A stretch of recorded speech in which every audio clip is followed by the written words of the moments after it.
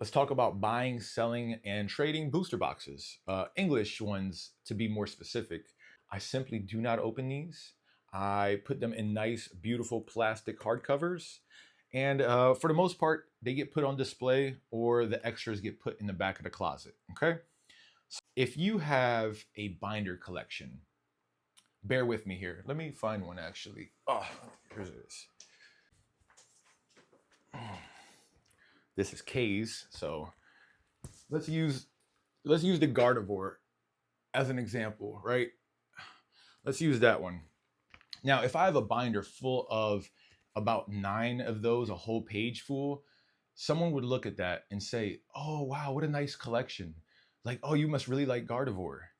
But if I have and Gardevoir and a booster box, pretend they're the same price, and I got 9 booster boxes, why is it that no one's like, "Hey, that's an awesome collection you got there. You must really like P Rift, Paradox Rift."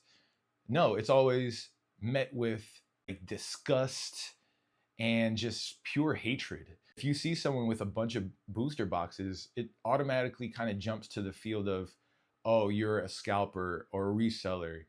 And I wish that people would kind of change their mind about that, because I have more booster boxes than I know what to do with, but I really enjoy collecting them, especially just seeing what they do in the long term. Let me tell you something, that Pokemon booster boxes have a 100% success rate. Never in the history, since 1996 till now, that a booster box arrived and then 5 to 6 years later, it was cheaper. Okay. It devalued. It actually got worse. Okay. It doesn't exist. That right there, if you know that, then that's kind of mind boggling, and it makes you want to dig a little bit deeper.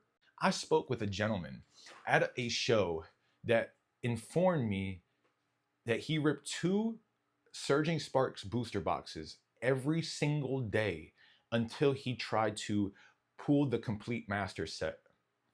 Now, I'm not sure when this trend started where you have to pull your own card in order for you to enjoy it, but I promise you, most of the people that do this type of strategy a year and a half or 2 years later end up kind of just leaving the hobby, because they know how much they spent into this one binder, and when they look at what it's worth compared to what they spent, it hurts their soul. It gives you a sour taste in your mouth.